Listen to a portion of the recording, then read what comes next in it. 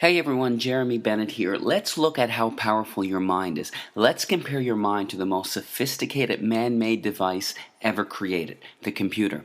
The average computer can hold about 250,000 pictures, 20,000 songs, and hundreds of full-length videos, nowadays on something the size of my finger.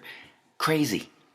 But let's compare it to your mind. Your mind can perform an estimated 10 quadrillion operations per second without you even knowing it. Wild. Ask yourself right now, what's making your blood flow throughout your veins with the perfect amount of pressure to keep you alive? What's making your heart beat right now? Are you consciously commanding your heart to beat right now? No. What's maintaining your body core temperature to the perfect degree to keep you alive? What's doing the 6 trillion things to your 60 trillion cells every single second? It's something called your subconscious mind. This is the powerhouse to who you are.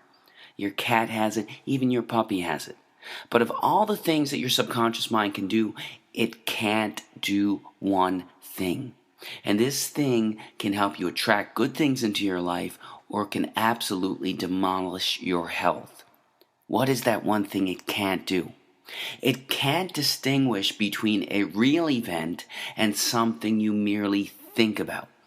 Sounds absolutely ridiculous, right? What happens when you have a nightmare? You wake up, your heart is pounding, you're sweating, and you're anxious beyond words. The nightmare existed in your mind. You weren't in any real danger at all. But your mind didn't know that. You physiologically reacted as if the nightmare was actually taking place in reality.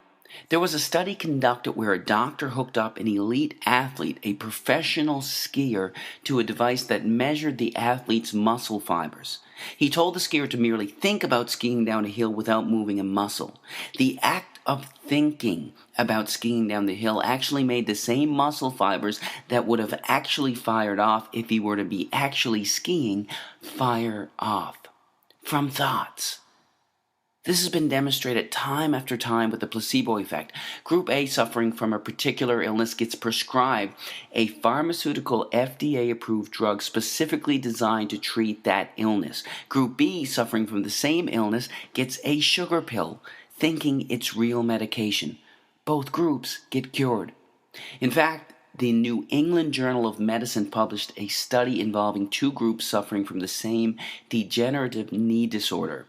Group A had a surgery designed to scope out the knee and relieve the symptoms of the disorder. Group B, with the permission of the family, had a fake surgery. A placebo surgery, thinking that they had a real surgery. Only 3 small incisions were made in the kneecap, but no real surgery was performed. Both groups reported that the surgery was a success. In fact, researchers are suggesting that a minimum of 1/3 of all medical treatment, including surgery, is due to the belief that the treatment is going to work. The placebo effect. Most people don't realize that there is also something called the nocebo effect. It's practically the opposite of the placebo effect. The mind, instead of curing illness, contributes to illness. That's what a hypochondriac is. Their belief that they're going to develop a disease actually causes them to experience the symptoms of it. Whatever belief you hold in your subconscious mind will become your reality. Bottom line. That's how hypnosis works. The hypnotist implants the idea in the back of their subject's mind, and the subject experiences whatever they hold there. If they hold the belief that there's a spider on their arm, their eyes actually see a spider on their arm. An amazing demonstration occurs when the hypnotist walks towards his subject with his finger extended. He tells the subject that his finger is hot and burning. The hypnotist slowly touches the subject on their arm, and a blister actually forms in the exact place that the finger touched. Now, this is crucial to understand in all healing. Free will, as we understand it, is practically an illusion. In fact, 2 to 4% of the time, you decide what you want to do. You actually make the decision. 96 to 98% of the time, you don't. You're on autopilot. Your subconscious mind controls your decisions 96 to 98% of the time. Don't believe me? Do you like ice cream? If you do, snap your fingers and stop liking it. Do you enjoy watching sports? Snap your fingers and stop enjoying it. You can't. 96 to 98% of the time, everything we crave, desire, and act upon comes from what we hold predominantly in the back of our subconscious minds. Whatever we hold predominantly in the back of our subconscious minds, we are attracted to in life. What happens when you buy a new car? It's the only car you see on the road for the next 2.5 weeks. You saw those cars before you bought your car, but why didn't they stand out to you? Because you didn't own that car yourself. You weren't thinking about it yourself. What you hold in your mind, you're attracted to in life. That's how subliminal ads work so effectively. They work so effectively that they are banned in over 10 countries as a way to advertise. So if what you hold in the back of your subconscious mind shapes your reality, what shapes your subconscious mind? Practically everything that you're exposed to, everything that you see, hear, smell, taste, and feel is shaping your subconscious mind. Let's look at some specifics. Television. Here's a scary stat. By the time a child finishes elementary school, that child has witnessed an estimated 8,000 simulated murders on TV. All of these extremely graphic scenes are sinking back into their minds. And don't be tricked by Hollywood or cartoons. In the most important developmental years, when a child should be taught compassion and understanding, extremely intelligent minds behind the creation of perceived harmless children's cartoons are sinking violence into the back of their minds. Don't be fooled. What are you listening to on the radio?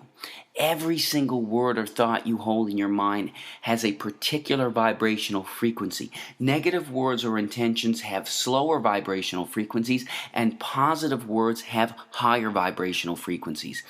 This is a song by Lady Gaga called Bad Romance. Some of the lyrics are, I want your drama, I want your ugly, I want your disease, I want a bad, bad romance. Our thoughts create us. We have to be extremely careful with what we are feeding our minds. Music can be beautiful and beneficial, but it can also have a negative impact on your health. Choose wisely. When I was growing up, the most violence we had on video games was Mario and Luigi jumping over turtles' heads. This is what our youth are playing today. These gruesome, extremely graphic images are sinking into the backs of their subconscious minds, weakening their immune systems and having astronomical, gradual negative effects on their health. Nobody's saying that these games are going to cause them to pick up a gun and go shoot somebody, but these games are affecting their health. There is zero doubt about that. What happens when you gossip? In order for you to gossip, you have to hold a negative memory and negative thought inside of your mind. You not only think about that negative memory, you share it with the other person that you're talking to. The second you hold negative thoughts in your mind, the biochemistry of your brain changes and you release cortisol, the stress hormone, into your blood, which then weakens your immune system, inhibits the actions of your white blood cells, increases the chances of infection, and even promotes weight gain. All from gossiping, all from your thinking. You can't gossip without hurting yourself. Remember that. But of everything you can expose yourself to, there is nothing more important than the thoughts you hold in your mind. We have on average 60,000 thoughts a day. And the reality is, not only are most of these thoughts the same thoughts we had yesterday, but they are negative thoughts, either dwelling on something bad in the past or fearing something that could potentially happen in the future. The second we have these negative thoughts, the second we release cortisol, the stress hormone, into our blood. Our thoughts create us. Most people believe that situations cause them anxiety, stress, or cause them to be depressed. The reality is this: there is absolutely no situation in the entire universe that can cause someone to experience anxiety. None. It's your psychological reaction to the situation that can cause you to experience anxiety, not the situation itself. This is crucial to understand. Why is it that when one person skydives, their brain releases endorphins, the good feeling chemical, into their blood, while releasing cortisol into another's? It's the same situation. How can the company of one person cause excitement in one person while making another person stressed? It's because it's never the situation that causes anyone to experience anxiety, but their reaction to it.